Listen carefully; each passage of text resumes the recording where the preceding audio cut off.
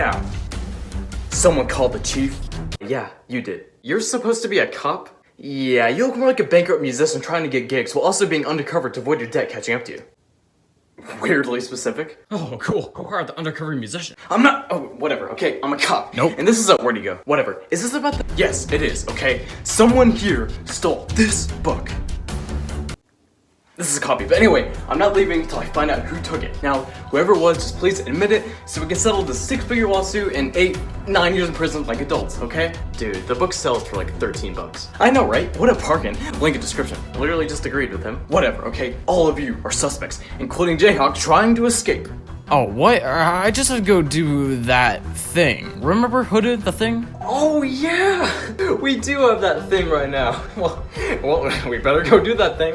Let's go do that thing. The only thing you guys have right now is figuring out where my book is. And trust me, I will find it. Okay, why don't you just do the review to take your mind off of all this? It's one of your childhood favorites. Nothing in the world could take my mind off of this. It's Hoodwinked. Shut up. Hoodwinked? The Hoodwinked? Hoodwinked is a 2005 animated film directed by Corey Edwards. It was a twist on the classic fairy tale, Little Red Riding Hood, and actually made quite a bit of money compared to its very low budget, clearly. Although with pretty mixed reviews, in fact reviews so mixed that even the reviewers sound confused, like, a bit boring but interesting and funny. So, which is it? Also, is the story deemed as a Shrek ripoff? And animation, I'm assuming, is about the same as some people's sleep paralysis demons. It was sort of just left behind, even though it somehow got a sequel like 6 years later that I've never seen but came out the same year as Ringo. And I mean, come on.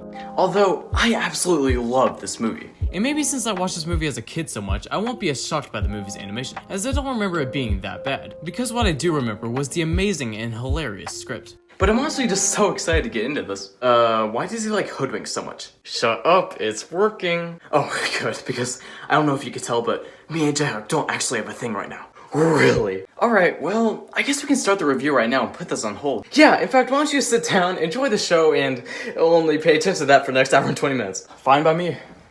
Yeah, Hood, when you find the book while he's distracted. I figured you took it. No one here took it, but he's not going to stop until he finds it. So find it, so we can forget about all this.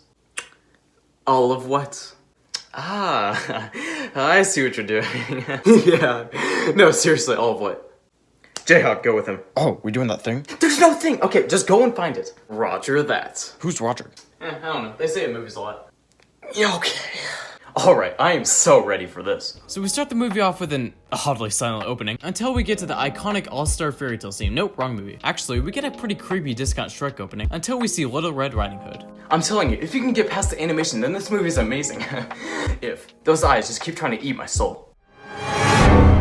Anyway, Red is played by Anne Hathaway, as she's delivering goods to her grandma, just like in the classic tale. And when she gets there, we see the big bad wolf, played by Patrick Warburton, is the grandma in disguise. And right off the bat, we get clever writing twisting the classic fairy tale. What big eyes you have. Well, we just kind of sit around here and talk about how big I'm getting. And that's really something you're gonna see a lot in this movie. The wolf attacks Red, while Granny, played by Glenn Close, escapes the closet, and to add even more to everything, a woodsman bursts through the window. All of the anthropomorphic cops come to the house to investigate the crime scene, including the iconic duo of Exhibit the Rapper and the Pickle Guy apparently. Detective Flippers comes in to interview each of the suspects and get to the bottom of what happened. Red tells her story first, and right off the bat, yes, this story is told out of order, and that's very rare in animated movies. Even though this type of storytelling can be sometimes pointless, here, it really adds to the story, and it's really one of the reasons why I loved it so much as a kid, as I had never been introduced to anything quite like it. But we get her singing a very 2000s song, and I mean, come on, the animation doesn't look that bad, as long as you don't look at the backgrounds, or faces, or anything. Especially not the eyes. Then we get introduced to Boingo the Bunny, and he explains he lost his job at the Muffin Man's because someone took all the recipes, which is basically a discounted tragedy of Darth Plagueis the White scene. Anyway, we immediately get another 2000 song, as all the bakeries around town are closed because of the Goody Bandit. And can I just say, I love all of the songs in this movie.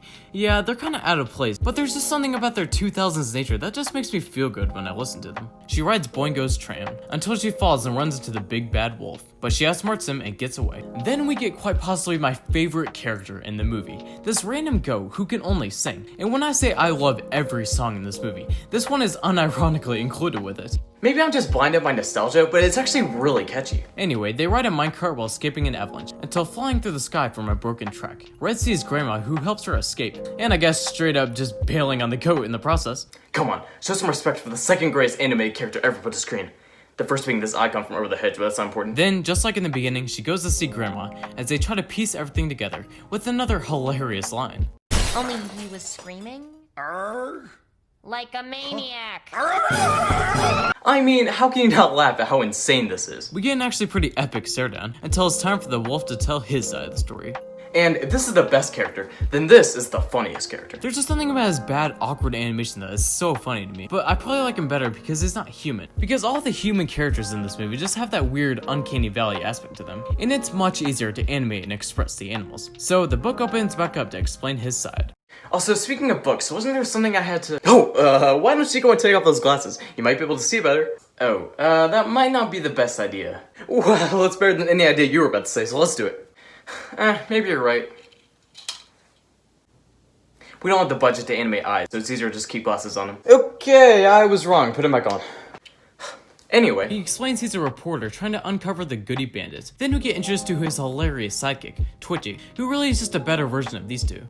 Which, now that I'm thinking about it, it's not really saying much, but compared to them, he is way better. He goes to interview the sheep, which, again, the whole scene is just hilarious. He then comes across Red like before, but from his perspective. It's shown that his growl that scared her was just his stomach, and the only reason he roared at her was because his tail got caught in the camera. Again, just really clever writing. Then, he just straight up takes a taxi out of nowhere, and is just vibing inside until getting out to chase her again. And really, all of this is so funny because they never explain any of it. It just happens and is funny, but then they move on to the next funny thing before you really have time to even process it. He then comes across Boingo too, who tells him to go through the cave in the mountains. They see the avalanche too, until coming across one of the most iconic lines in the movie. Hey, what kind of candles are those? Beane must be Italian. Until they all get lit up and start throwing them out, which causes the destroyed track from earlier, and they see both the goat and Red flying above them. It's all just interwoven so well, and it is so satisfying as it all comes together, which I remember really liking as a kid too, because this movie treats you like a smart person and lets you figure it out by yourself and piece it all together. They go to Grandma's house because they believe that Red is the Goody Bandit and try to get answers, and we find that Grandma was already tied up when they got there. Then the most out of place yet hilarious thing comes. What can I say? I was raised by wolves. Again, it's just really random but funny. Then, it's time for the woodsman to tell his side of the story. Which, again, the human animation is just creepy. I mean, why are his eyes two different sizes? That worked in Ringo, but not this. Because this isn't that deep. Again, the book opens. Which reminds me... I didn't do it. Ow, what the... Look, another song.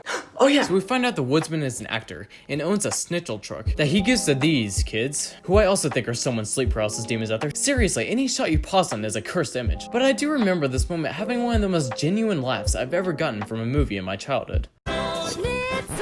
And yeah, it's still really funny to me. But anyway, he gets robbed by the Goody Bandit until he gets a callback from his director that he has to act more like a woodsman if he wants to get the part. So he chops down a giant tree until rolling on it down the hill, thus crashing the party like before. Now it's Grandma's turn, who turns out to be an extreme sports athlete alongside Hippie Ratchet and that one polar bear from that one movie that the closest thing I'll ever get to seeing is the Nostalgia Critic review. They start the race against a bunch of emo Ken dolls, with quite possibly the most awkward thing ever put to animation. Seriously, what was that?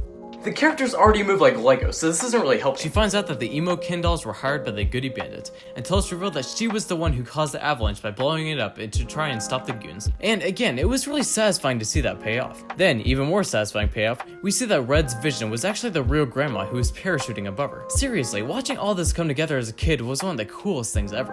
And again, another great 2000 song plays above it. Oh, and the parachute gets caught in the fan and ties herself up. So that was pretty much all the plot points tidy it up. Until, I guess now is a time for a fight between our characters. Apparently, Red is mad because their grandma was living a double life, and she never got to live her life the way she wanted, or leave the forest. And then she just leaves. And we get our discount hallelujah scene from Shrek?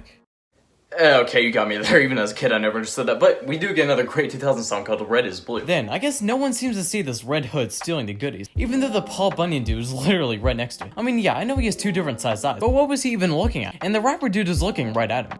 This is almost as stupid as normal kids invading a heavily guarded Russian base. But they figure out that the one thing that all the stories had in common was Boingo the bunny, and he's revealed to be the Goody Bandit. The police and our leads team up to save Red from the bunny's clutches.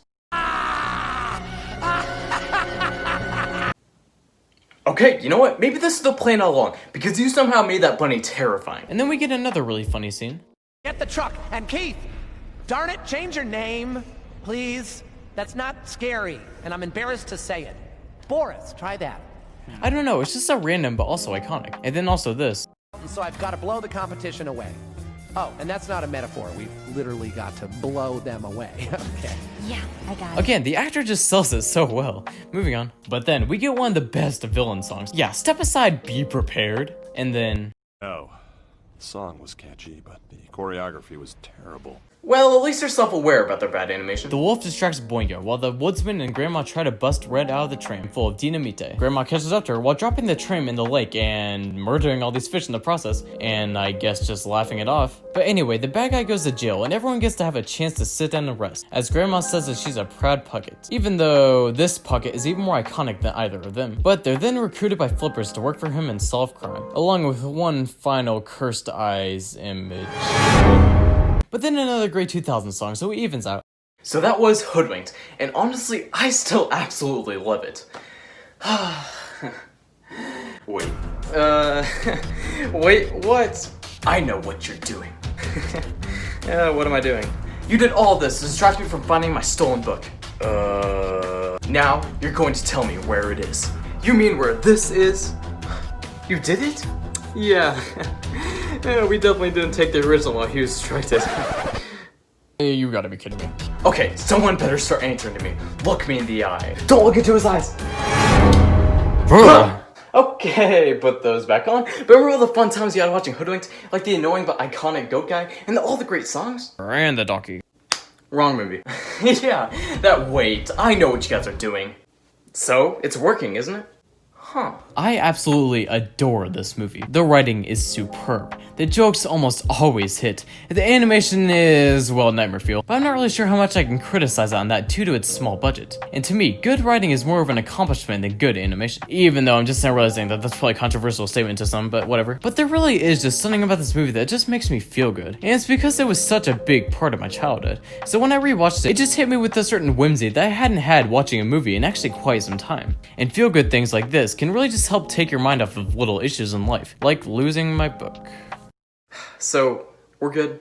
Yeah, I mean, I'm sure I just lost it. I mean, I doubt even the spirit of this YouTube channel that introduced in the Rango video knows where it is, right?